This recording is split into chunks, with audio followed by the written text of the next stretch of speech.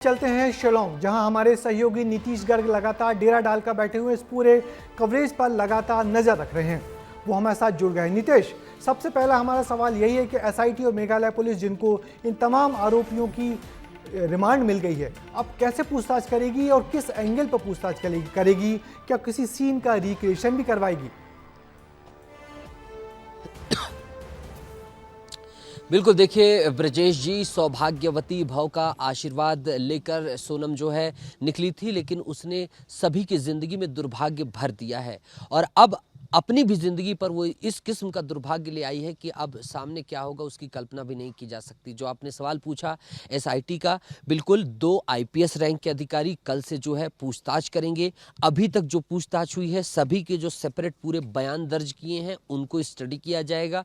फिर उसके बाद उनको पूरा अध्ययन करने के बाद जो है 2-2 के बंच में, 3-3 के बंच में एक साथ जिस तरीके की ज़रूरत पड़ेगी उस तरीके से जो है सामने बिठाया जाएगा और फिर क्रॉस एग्जामिन किया जाएगा। ब्रजेश जी, इस केस में जो है जिस तरीके से पूरे सीसीटीवी हैं, तमाम चीज़ें हैं, जो फॉरेंसिक जांच है उसकी फॉरेंसिक रिपोर्ट आ गई हैं जो तमाम चीज़ों की हैं, और जैसे ही वो रिपोर्ट पहुंचेंगी, आने वाली हैं, वैसे ही उन रिपोर्ट के आधार पर भी जांच की प्रक्रिया में और तेज़ी लाई जाएगी। और फिर उसके बाद जो विशाल है जिसने रेनकोट फेंका था, जो सोनम का रेनकोट था जिसमें खून के छींटे थे, उस रेनकोट के साथ क्या कुछ रेनकोट के नीचे का हिस्सा या अन्य हिस्से या अन्य चीजें भी इन्होंने फेंकी तो नहीं है? सभी एक सवाल और हम सबके मन में है, क्या इन पूरे अपराधियों को इस बीच में, इन 8 दिनों में, क्या इंदौर भी लाया जा सकता है? क्या कहते हैं आपके सूत्र?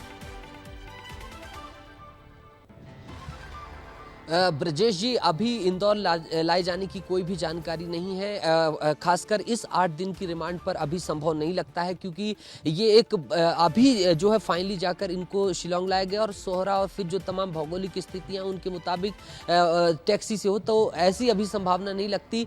हो सकता है, बिल्कुल सही आपने कयास लगाया है कि नेक्स्ट अगर जो रिमांड मांगी जाएगी, कस्टोडियल रिमांड, तो उसमें अगर कुछ अहम कड़ी की ज़रूरत पड़ी तब हो सकता है। हालांकि इंदौर क्राइम ब्रांच और जो तमाम जगह हैं वहाँ की पुलिस से भी संपर्क में है, चाहे वो सीसीटीवी की जो ज़रूरत की बात हो, जहाँ सोनम मिलने गई थी राजा से, तो यहाँ से सतत रूप से संपर्क किया जा रहा है और इस तरीके से अब जांच बढ़ चुकी है। आज से रिमांड की अवधि शुरू हो गई है। 8 दिन आज तक से रिमांड की अवधि शुरू हो गई है। 8 दिनों के लिए इन सबको पुलिस की रिमांड पे दे दी गया है। निश्चित ही नीतीश, आप अपना ख्याल रखिए, उसके इस पे लगातार नजर रखकर हम सबको लगातार, विस्तार न्यूज़ के दर्शक को लगातार अच्छा बेहतर इनपुट देते रहिए।